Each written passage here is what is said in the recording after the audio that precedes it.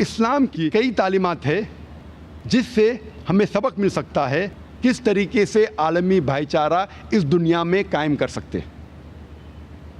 نہ کہ اسلام صرف کہتا ہے بھائی چارے کے بارے میں۔ اسلام میں ہر ماننے والوں کے لیے فرض ہے کہ وہ کم از کم 5 وقت بھائی چارہ کو عمل میں لائے۔ میں ذکر کر رہا ہوں اسلام کے دوسرے رکن کے بارے میں، وہ ہے صلاح، نماز۔ ہر مسلمان کا فرض ہے کہ وہ 5 بار نماز پڑھے، اور نماز پڑھتے وقت ہمارے رسول محمد صلی اللہ علیہ وسلم فرماتے ہیں، لکھا ہے صحیح حدیث میں، ابو داؤد کی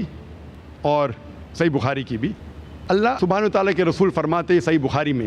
جلد نمبر 1 کتاب الادان چیپٹر نمبر 75 حدیث نمبر 692 میں، کہ جب آپ صلاح کے لیے کھڑے ہوتے ہیں تو کندھے سے کندھا ملاؤ اور ٹھکنوں سے ٹھکنا ملاؤ۔ اللہ کے رسول فرماتے ہیں صحیح حدیث میں، سنن ابو داؤد میں جلد نمبر 2 کتاب الصلاح حدیث نمبر 666 میں، کہ جب آپ صلاح کے لیے کھڑے ہوتے ہیں تو کندھے سے کندھا ملاؤ اور بیچ میں کوئی جگہ مت چھوڑو کہ شیطان بیچ میں گھسے۔ ہمارے نبی صلی اللہ علیہ وسلم وہ اس شیطان کا ذکر نہیں کر رہے تھے جو آپ اونیڈا ٹی وی کے ایڈ میں دیکھتے، جو شیطان کے 2 سنگ ہوتے ہیں۔ اللہ کے رسول اس شیطان کا ذکر کر رہے تھے، وہ شیطان جو آپ انسانوں کے درمیان بھید بھاؤ پیدا کرتا ہے، رنگ کا، دولت کا، اونچ نیچ۔ جب ہم صلاح کے لیے کھڑے ہوتے ہیں، مسلمان کے لیے فرض ہے کہ وہ کندھے سے کندھا ملائے۔ آپ کے سامنے چاہے راجا کھڑا ہو یا فقیر، امیر یا غریب،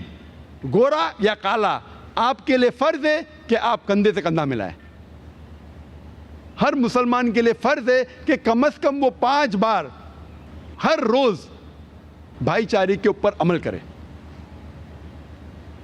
اسلام کا 5واں رکن ہے حج، اور حج ایک بہترین مثال ہے بھائی چارے کے بارے میں۔ حج سب سے بڑی سالانہ گیدرنگ ہے، جلسہ ہے، جہاں تقریباً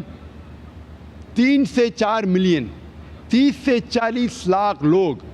مختلف ممالک سے آتے ہیں، امریکہ سے، کینیڈا سے، انگلینڈ سے، پاکستان سے، انڈیا سے، سنگاپور سے، انڈونیشیا سے، ملیشیا سے، اور سارے پہن کے آتے 2 بنا صلاح سفید کپڑا۔ آپ یہ بھی نہیں پہچان سکتے جو سامنے آپ کے کھڑا ہے وہ راجا ہے کہ فقیر ہے، اور سب آتے ہیں ایک ہی مقصد سے، لبیک اللہم لبیک، اے خدا ہم حاضر ہے تیرے لیے۔ اور محمد صلی اللہ علیہ وسلم حجۃ الوداع میں، جو حج کا آخری خطبہ تھا، اس میں کہتے ہیں کہ کوئی بھی عرب دوسرے غیر عرب عجم سے اونچا نہیں ہے، نہ کوئی عجم کوئی عرب سے اونچا ہے، کوئی گورا انسان کالے سے اونچا نہیں ہے، نہ کوئی کالا انسان گورے سے اونچا ہے۔ صرف ایک وجہ سے اونچا ہو سکتا ہے، وہ ہے تقویٰ کے بنیاد پر، پرہیزگاری کے بنیاد پر، دینداری کے بنیاد پر، نیکی کے بنیاد پر۔